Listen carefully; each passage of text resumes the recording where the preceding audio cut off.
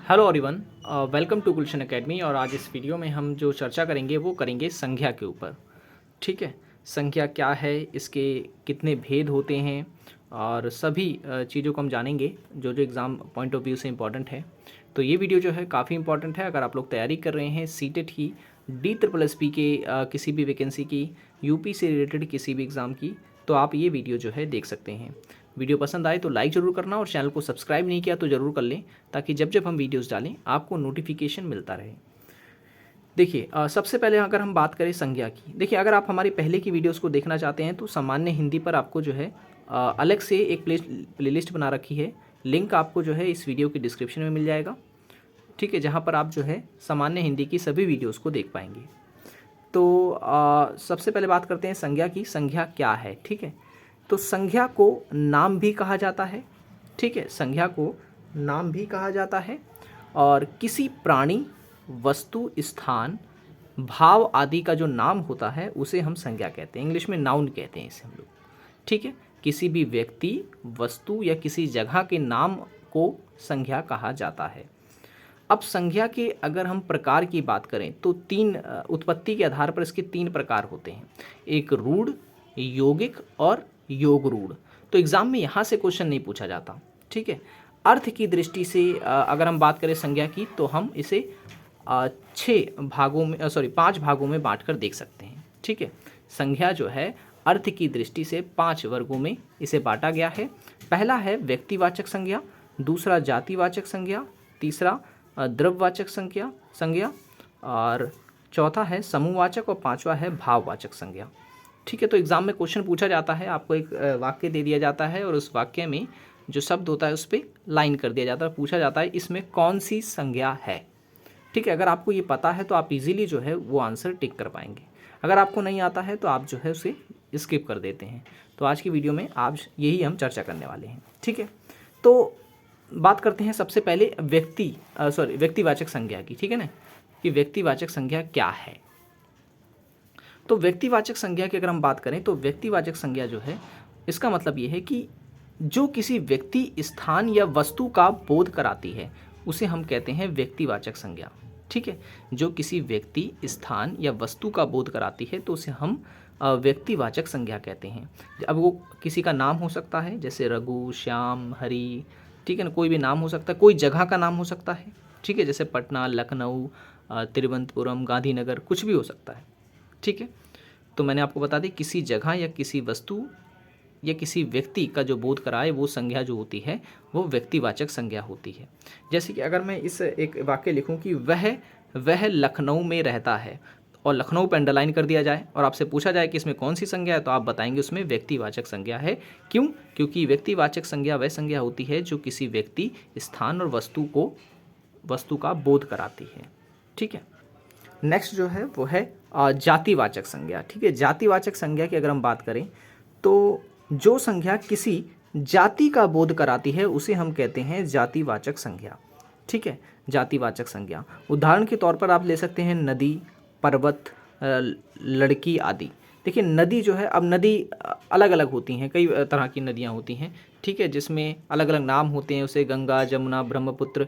अब नदियाँ अलग अलग हैं, उनका आकार अलग अलग होता है, तो हम ये कह सकते हैं कि वो एक जाति में होती हैं। ठीक है, तो नदी क्या है? नदी एक प्रकार की जाति है। पर्वत भी देखिए आप, पर्वत भी एक प्रकार की जाति होती है। छोटा होगा, बड़ा होगा, उसके अलग अलग नाम होंगे, तो पर्वत में भी जो है जातियाँ होती हैं, तो हम ये कह सकते हैं ये भी जो है जातिवाचक है। और लड़की जो है ये भी जाति के तहत ही आती है इसमें। ठीक है ना, तो अगर आपसे पूछे इस तरह का कोई सवाल तो आप जो है इसको क्लिक करेंगे। नेक्स्ट जो है वो है द्रव्यवाचक संज्ञा।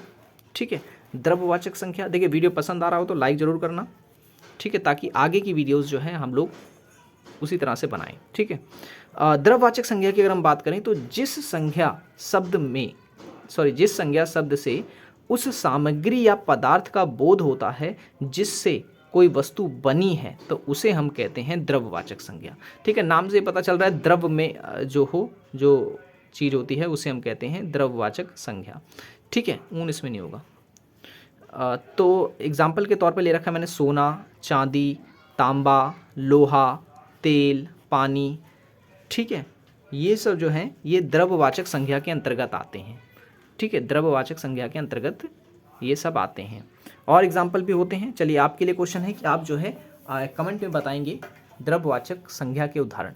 चलिए आपके लिए क्वेश्चन ये है कि आप व्यक्तिवाचक संज्ञा, जातिवाचक संज्ञा, द्रव्यवाचक संज्ञा जो आप समझ रहे हैं उसे अपने अनुसार आप जो है उदाहरण कमेंट बॉक्स में ज़रूर लिखें, अगर आपको समझ आया तो, ठीक है ना।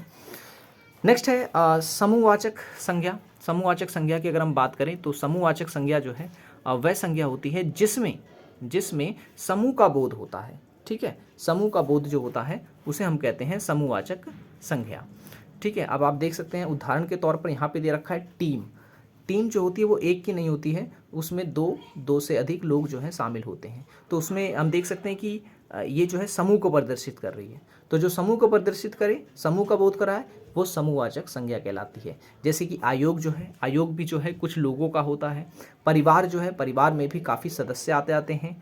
पुलिस जो है ये भी जो है समूह को के अंतर्गत ही आता है। सेना जो है ये भी समूह का ही एक शब्द है। तो जिसमें हमें समूह का बोध हो उसे हम कहते हैं समूहवाचक संज्ञा, ठीक है। और भाववाचक संज्ञा, भाववाचक संज्ञा जो है जिसमें गुण व भाव आदि का बोध जब होता है तो उसे हम कहते हैं भाववाचक संज्ञा, ठीक है। गुण और भाव का जब बोध हो तो उसे हम कहते हैं भाववाचक संज्ञा। जैसे कि हो गया मिठास।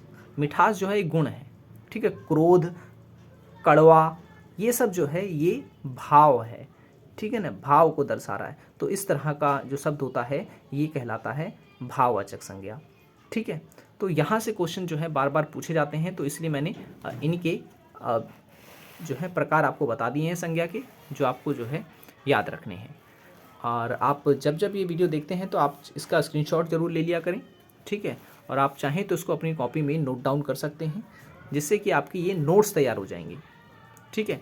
और काफ़ी हेल्पफुल रहेंगे आपकी आने वाली परीक्षा के लिए, ठीक है। तो हमने आज क्या क्या जाना, हमने बात करी संख्या के ऊपर, संख्या के जो है कितने भेद होते हैं और सभी को उदाहरण के साथ समझा।